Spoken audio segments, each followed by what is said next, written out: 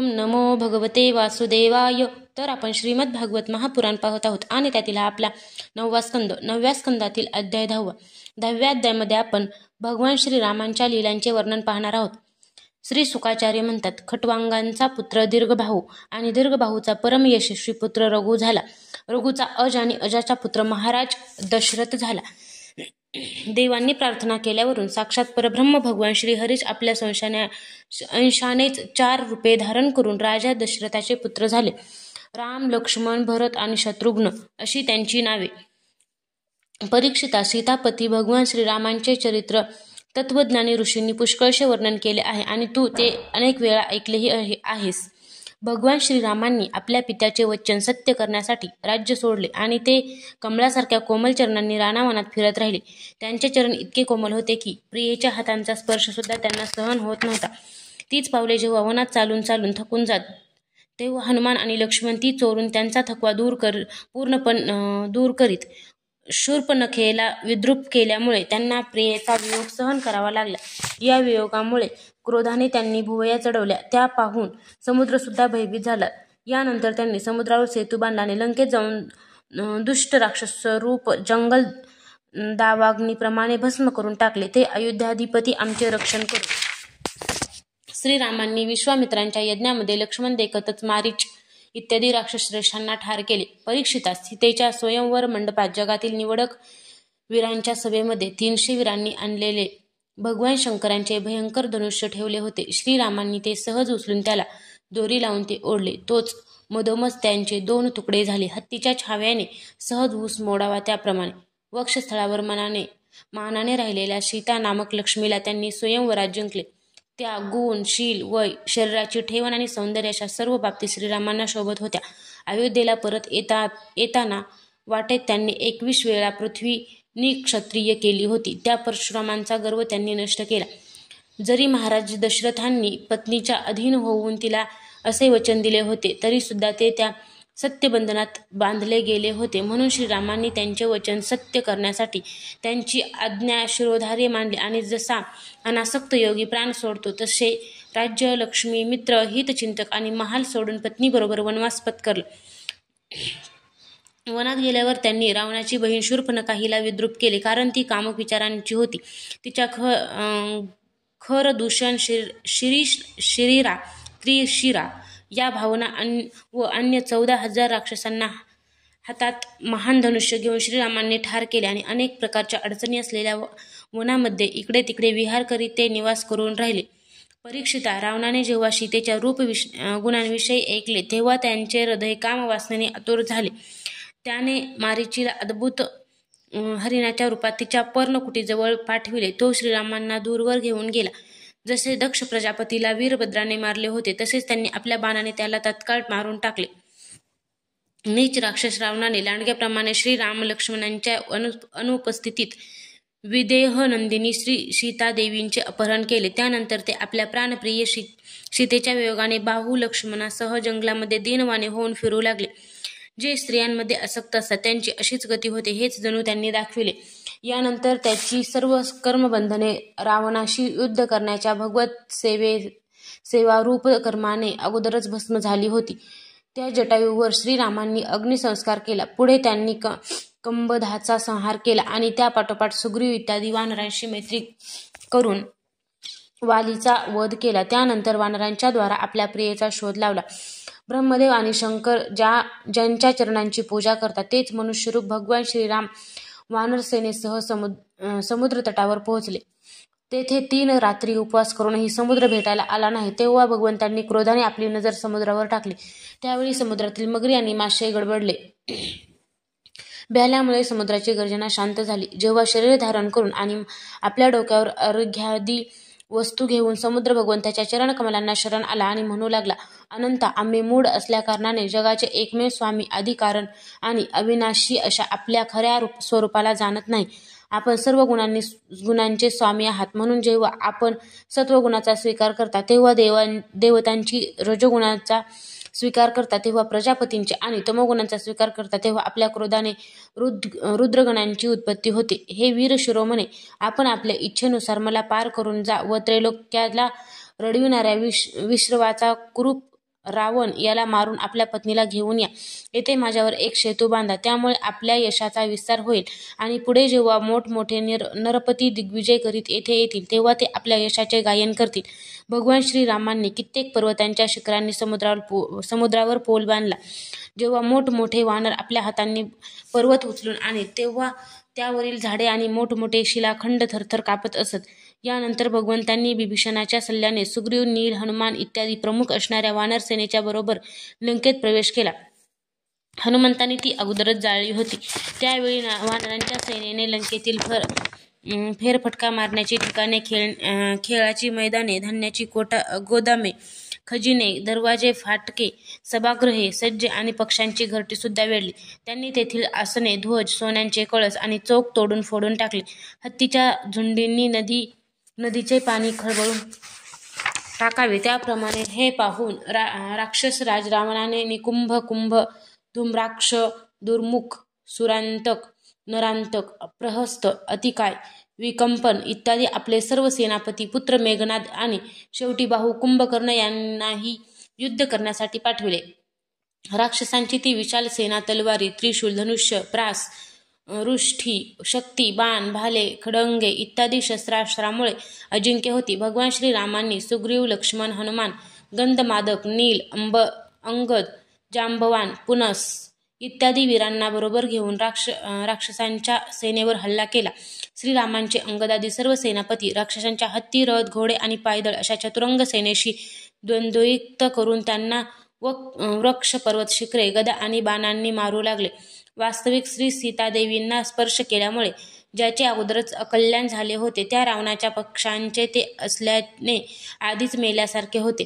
राक्षसराज रावणाने जेव्हा पाहिले की आपली सेना नष्ट होऊ लागली आहे तेव्हा तो चिडून पुष्पक विमानात बसून श्रीरामांच्यावर चालून आला. त्यावेळी इंद्राचा सारथी मातली एक तेजस्वी रथ घेऊन आला. श्रीराम जेव्हा त्यावर विराजमान झाले तेव्हा रावण आपल्या तीक्ष्ण बाणांनी त्यांच्यावर प्रहार करू लागला. श्रीराम त्याला म्हणाले, नीच राक्षसा, कुत्र्याप्रमाणे तू आमच्या माघारी आमच्या पत्नीचे हरण केलेस. तुझ्या दुष्टपणाची हद्द झाली. तुझ्यासारखा निर्लज्ज आणि निंदनीय दुसरा कोणी असू शकेल. ज्याप्रमाणे समर्थ काळाचा कर्तृत्व संपन्न सुद्धा टाळू शकत नाही, त्याचप्रमाणे आज मी तुला तुझ्या कृत्याचे फळ भोगायला लावतो. अशा प्रकारे रावणाची निर्भर्त्सना करीत श्रीरामांनी आपल्या धनुष्यावर चढविलेला बाण त्याच्यावर सोडला. त्या बाणाने वज्रासारखे असलेले त्याचे हृदय विदीर्ण केले. असे पुण्य संपल्यावर स्वर्गातून खाली पडतात, ज्याप्रमाणे तो आपल्या दहादी तोंडातून रक्त औकीत विमानातून खाली पडला. त्यावेळी त्यांचे बांधव हाय हाय करून ओरडू लागले. त्यावेळी हजारो राक्षसिनी मंदोदरीसह रडत रडत लंकेच्या महालातून बाहेर पडून रणभूमीवर आल्या. लक्ष्मणांच्या बाणांनी छिन्न विछिन्न होऊन पडलेल्या आपल्या आप्तांना कवटाळून त्या हातांनी आपली छाती बडवीत मोठमोठ्याने विलाप करू लागले. हाय हाय, लोकांना दहशत बसविणारे रावण महाराज, आज आमचा घात झाला. आपण नसल्यामुळे शत्रूंनी लंकेची दुर्दशा केली आहे. आता तिचे रक्षण कोण करणार? महाराज, आपण कामवश झाल्याने सीतादेवींचा प्रभाव जाणला नाही, त्यामुळे आपली ही दशा झाली. आपण राक्षस कुळाला आनंद देत होता, पण आज आम्ही सर्वजण आणि ही लंका विधवा झाली. आपले हे शरीर गिधाडांचे खाद्य बनले आहे आणि आत्मा नरकाचा अधिकारी बनविला. श्रीसुख म्हणतात, श्री रामचंद्रांच्या आज्ञेने बिभीषणाने आपल्या नातलगांचे पितृयज्ञांच्या विधीने शास्त्रानुसार अत्यंतिक कर्म केले. नंतर भगवान श्रीरामांनी अशोक वाटिकेच्या आश्रमात अशोक वृक्षांच्या खाली बसलेल्या श्री सीतादेवींना पाहिले. त्या आपल्या विरहाने दुःखी आणि क्रुश झाल्या होत्या. आपल्या प्राणप्रिय अर्धांगिनींना दीन अवस्थेत पाहून श्रीरामांचे हृदय करुणेने व्याकुळ झाले. इकडे भगवंताचे दर्शन झाल्याने सीतादेवींचे हृदय आनंदाने भरून गेले. त्यामुळे त्यांचे मुख कमल उल्हसित झाले. भगवंतांनी बिभीषणाला राक्षसांचे आधिपत्य, लंकेचे राज्य आणि 1 कल्पाचे आयुष्य दिले. त्यानंतर अगोदर सीतादेवींना विमानात बसविले. नंतर लक्ष्मण, सुग्रीव, हनुमंत यासह आपण बसले. अशा प्रकारे 14 वर्ष पूर्ण करून ते आपल्या नगरीकडे परतले. त्यावेळी वाटेत ब्रह्मदेवादी लोकपाल त्यांच्यावर पुष्पवर्षाव करीत होते. इकडे ब्रह्मदेवादी देव आनंदाने भगवंताच्या लीलांचे गायन करीत होते. जेव्हा भगवंतांना समजले की भरत फक्त गोमूत्रात शिजविलेल्या जवाच्या कन्या खातो, वल्कले नेसतो आणि जमिनीवर चटई टाकून झोपतो, तसेच त्याने जटा वाढविल्या आहेत, तेव्हा करुणेने भगवंताचे हृदय भरून आले. जेव्हा भरताला समजले की आपले ज्येष्ठ बंधू श्रीराम येत आहेत तेव्हा तो नागरिक, मंत्री आणि पुरोहितांना बरोबर घेऊन आणि श्रीरामांच्या पादुका डोक्यावर ठेवून त्यांच्या स्वागतासाठी निघाला. जेव्हा भरत आपले राहण्याचे ठिकाण नंदीग्राम येथून निघाला तेव्हा लोक त्याच्याबरोबर मंगलगीते गात व वाद्य वाजवीत चालू लागले. वेदवेत्ते ब्राह्मण वारंवार वेदमंत्रांचे पठण करीत होते. सर्वत्र सोनेरी पताका फडकत होत्या. रंगीबेरंगी ध्वजांनी सजविलेले सुवर्ण रथ, सोन्यांचे खोगीर घातलेले सुंदर घोडे तसेच सोन्यांची चिलखते घातलेले सैनिक त्यांच्याबरोबर चालू लागले. शेठ, सावकार, श्रेष्ठ वारांगण आणि पायी चालणारे सेवक महाराजांना योग्य अशा लहान मोठ्या भेटवस्तू बरोबर घेऊन त्यांच्याबरोबर निघाले. श्रीरामांना पाहताच प्रेमाचा उद्रेक होऊन भरताचे हृदय आणि डोळे भरून आले. अशा स्थितीत त्याने त्यांच्या चरणावर लोटांगण घातले. त्याने प्रभूंच्या समोर त्यांच्या पादुका ठेवल्या आणि तो हात जोडून उभा राहिला. तेव्हा त्यांच्या नेत्रातून अश्रुधारा वाहत होत्या. श्रीरामांनी आपल्या दोन्ही हातांनी भरताला पुष्कळ वेळपर्यंत आपल्या हृदयाशी कवटाळले आणि आपल्या डोळ्यातून वाहणाऱ्या अश्रूंनी त्यांना न्हाऊ घातले. त्यानंतर सीतादेवी आणि लक्ष्मणासह त्यांनी ब्राह्मण आणि पूजनीय गुरुजनांना नमस्कार केला आणि प्रजेने श्रीरामांना भक्तिभावाने नमस्कार केला. त्यावेळी अयोध्येतील सर्व प्रज्ञेने आपले स्वामी पुष्कळ दिवसानंतर परत आल्याचे पाहून आपले दुपट्टे हवेत उडवीत पुष्पवर्षाव करून आनंदाने नाचण्यास सुरुवात केली. भरताने हातात पादुका घेतला. विभीषणाने उत्कृष्ट चौऱ्या, सुग्रीवाने पंखा आणि श्री हनुमंतांनी पांढरे छत्र धरले. परीक्षिता शत्रुघ्नाने धनुष्य व भाता, सीतादेवींनी तीर्थाने भरलेला कमंडलू, अंगदाने सोन्याचे खड्ग आणि जांभवाने ढाल घेतली.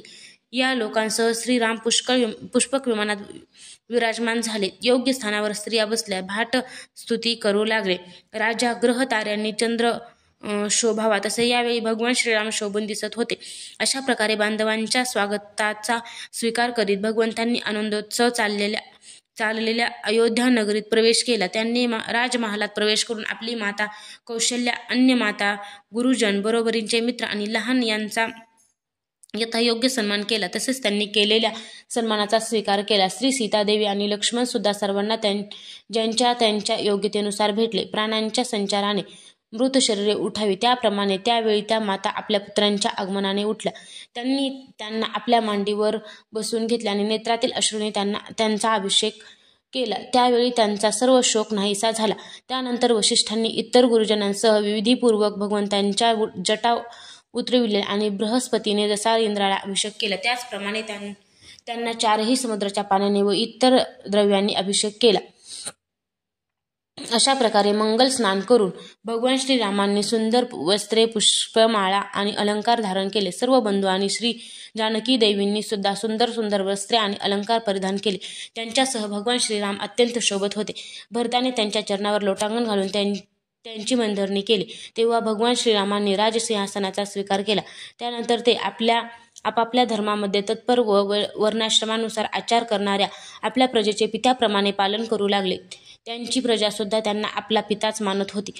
जेव्हा सर्व प्राण्यांना सुख देणारे धर्मज्ञ श्रीराम राजा झाले तेव्हा वास्तविक त्रेतायुग होते, परंतु ते सत्ययुगच आहे असे वाटत होते. परीक्षिता, त्यावेळी वने, नद्या, पर्वत, वर्ष, द्वीपे आणि समुद्र हे सर्व कामधेनूप्रमाणे प्रजेच्या सर्व कामना पूर्ण करीत.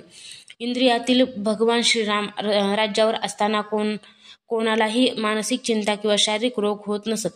वृद्धावस्था, दुर्बलता, दुःख, शोक, भय आणि थकवा नाममात्र सुद्धा नव्हते. एवढेच काय, ज्यांना मरण नको असे त्यांचा मृत्यूही होत नसे. भगवान श्रीरामांनी एक पत्नी व्रत घेतले होते. त्यांचे चरित्र राजर्षीसारखे पवित्र होते. गृहस्थाला उचित अशा स्वधर्मांचे शिक्षण देण्यासाठी ते स्वतः त्या धर्मांचे आचरण करीत होते. पतिव्रता सीतादेवी आपल्या पतीच्या हृदयातील भाव ओळखून प्रेम, सेवा, शील, नम्रता, बुद्धी, लज्जा इत्यादी गुणांनी पतींचे चित्त वेधून घेत असत. अध्याय 10 समाप्त.